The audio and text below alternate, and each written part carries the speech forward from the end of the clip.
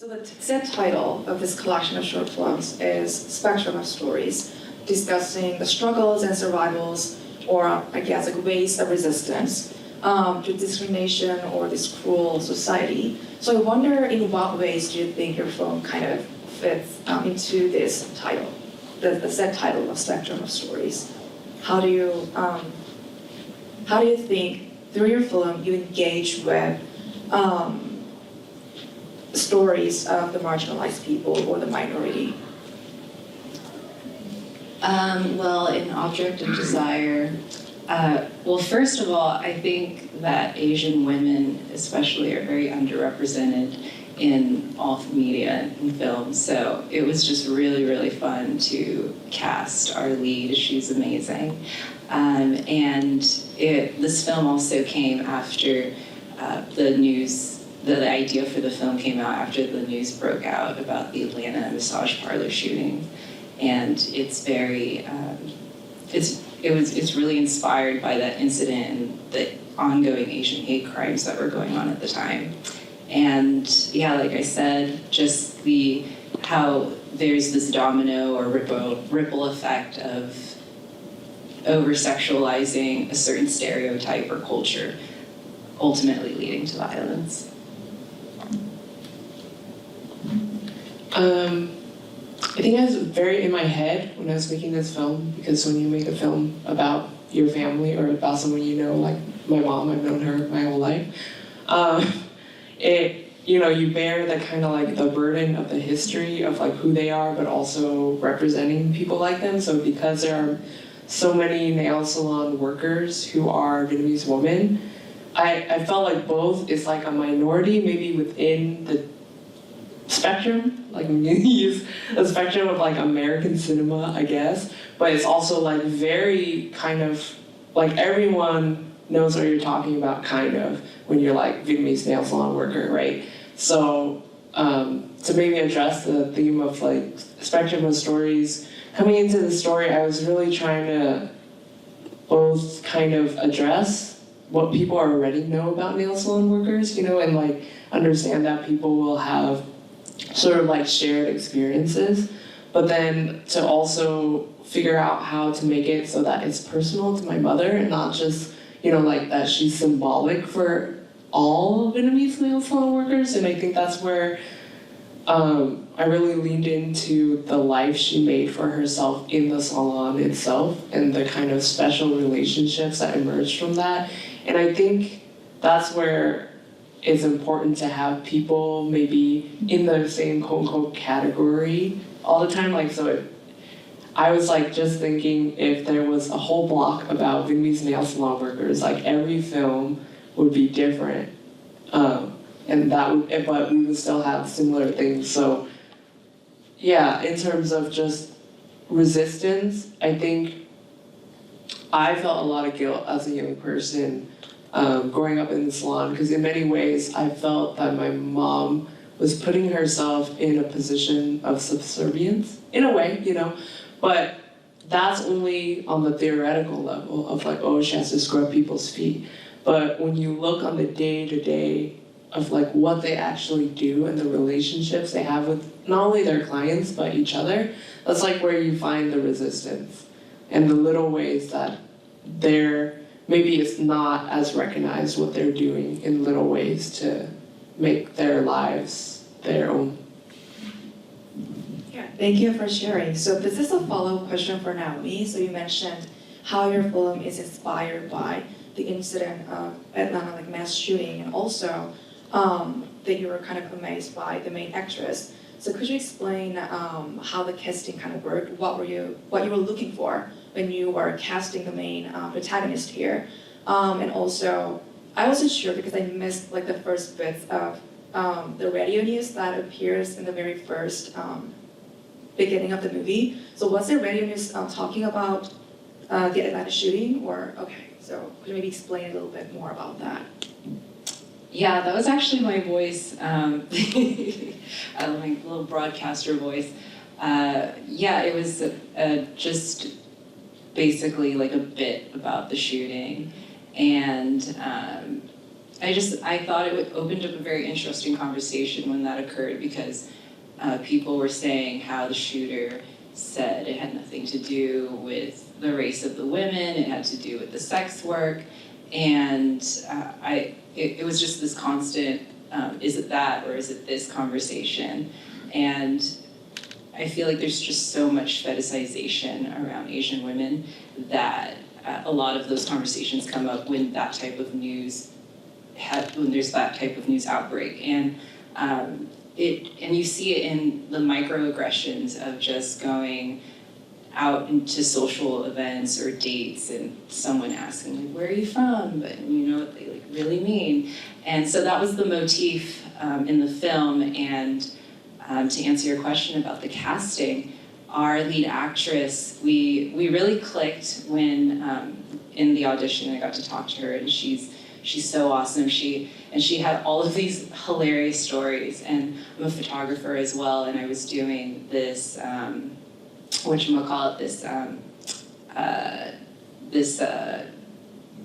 this like editorial where I wanted to do a compilation of women sharing their stories. So I would have their photo and like a quote of something that they were that they heard on a date, or that they like a microaggression that they were given because they rejected somebody. So like, things like, oh, like I'm not interested anyways, your pussy probably smells like curry, or you know, like just something just completely inappropriate.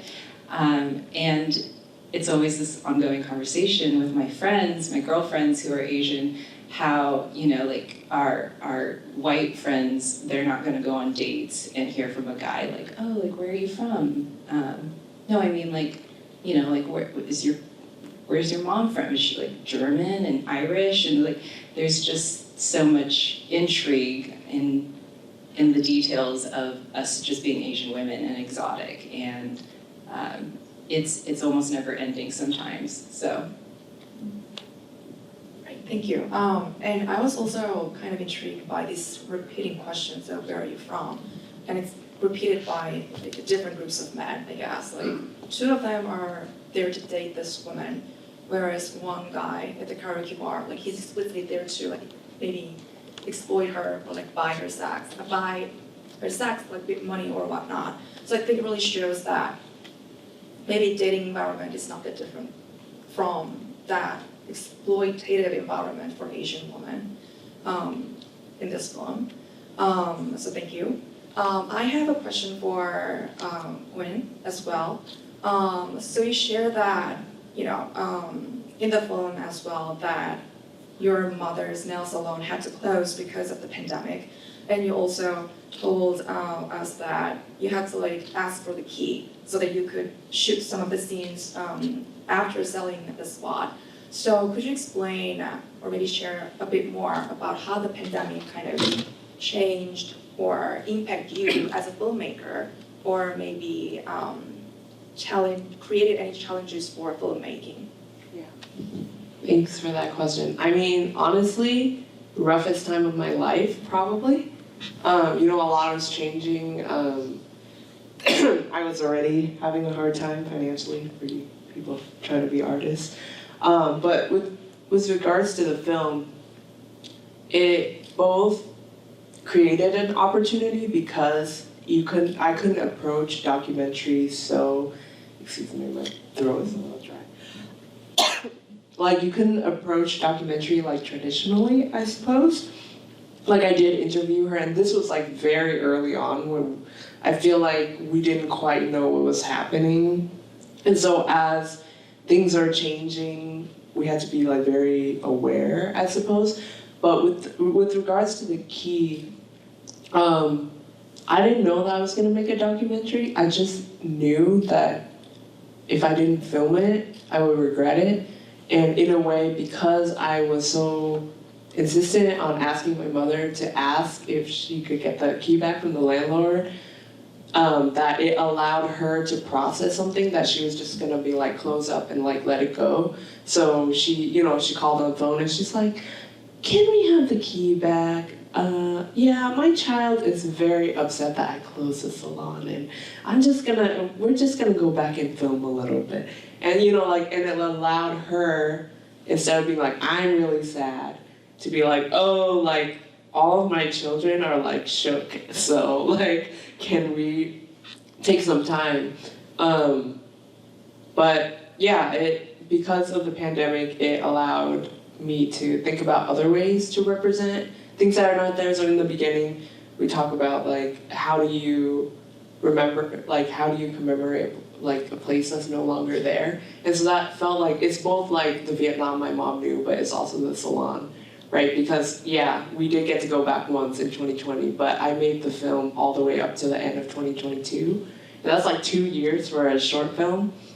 And so, the miniatures and using archival footage that my dad shot on VHS when I was a kid, like those things were both a formal necessity because of COVID, but also allowed me to maybe pay more attention and not just rely on, like a little interview where she's sitting and I'm like, how do you feel? You know what I mean? Tell me about your life. And for any of us who have immigrant parents, that that's never straightforward, right?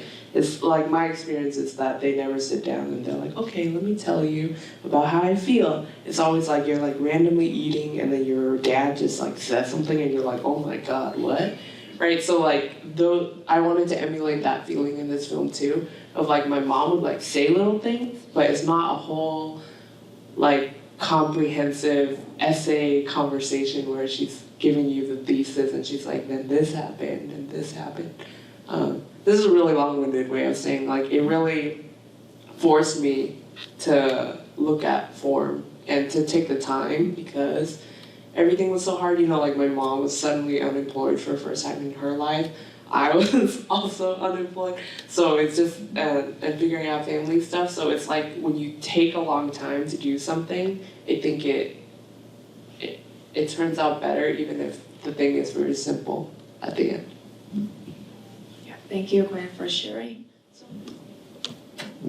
Yeah, so those jobs, you're commodifying your sexuality, and in a way that is a very easy thing to do for women.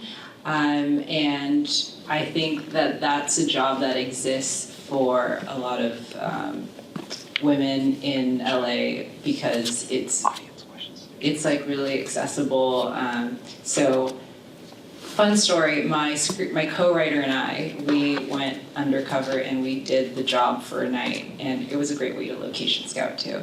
But it was really interesting because we had an interview which just took place at like a cafe in Koreatown, and the guy basically is just like, yeah, you seem like you're good looking enough to work, and then you can do this tomorrow, so let's go. And then you get in a van and then you're off with these other girls. It's very real to what we depicted. And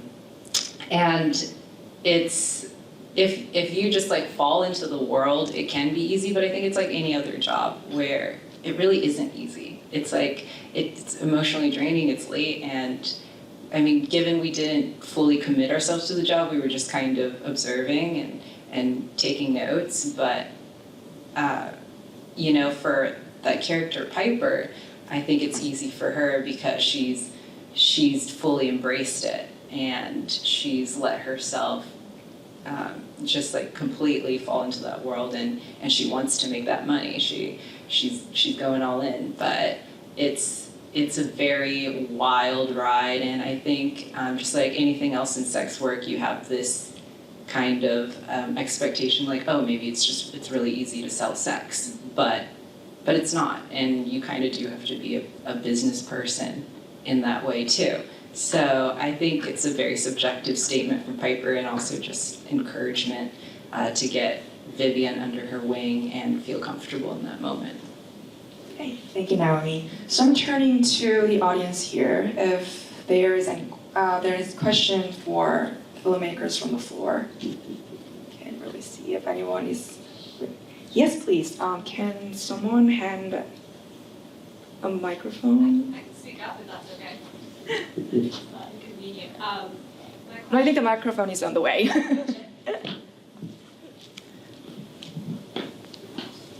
Thank you so much. Hi, first of all, thank you so much for these really beautiful films. I have a question for both, if that's okay. For Naomi first, I was wondering, I guess this is more of a technical question, but when you're location scouting and you want to get permission to use that spot, how do you pitch your movie to them? Like, is it in a way where, because most places, they'll be like, oh, you know, you're kind of putting us in a bad light, you're uncovering these things that are happening. Is that an issue that you have to come across when you're location scouting and actually choosing a location and asking permission to use it?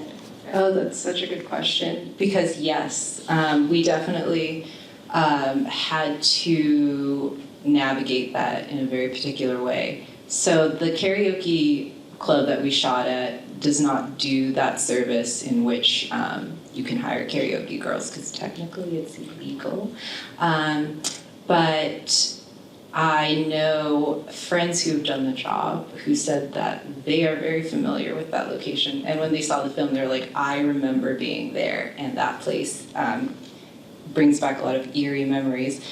But when we were scouting that place, it had new ownership, and we gave her the gist of the film and basically gave her the log line and then left it at that, and she was just happy to rent it out to some student filmmakers. And we had to shoot overnights because, or like during the day, because it operates at night, obviously. So we had some really, really crazy hours.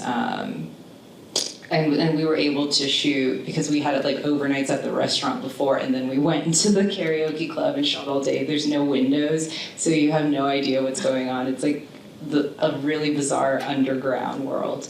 But yeah, we were really lucky, but it was definitely tough. It was tough to like try and navigate that, and you know, you don't ever want to put a business in a bad light. But that's actually a great karaoke club. They don't have that service going there. It's called Shrine, and it's a good place to karaoke. It does have some creepy vibes, but you know, if you're into that. Yeah, thank you so much for answering the question. And I would love to know what your mom is up to now. Is she, you know, working at a different nail salon under another ownership, or has she own a different one, or what's the update there? Yeah, sure. You know, that was changing even when we were making the film. You know, because there were a lot of questions of like, what will you do now?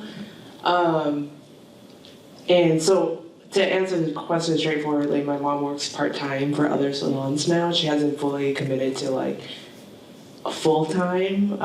It's the first time in maybe 30 years that she hasn't been like her own boss. So it's interesting to see like, because when you're the nail salon owner, but you're also working there in a way that's a dynamic where you're still like the boss. You can like do what you want, kind of, right? And you're also managing other people. And now she's sort of in different ways like just working for other people. So that's what she's literally doing now. I don't think there's any plans to have another salon. In a way, you know, like it was hard for her, and in some ways I wonder, maybe this is a conversation for future, this is my speculation.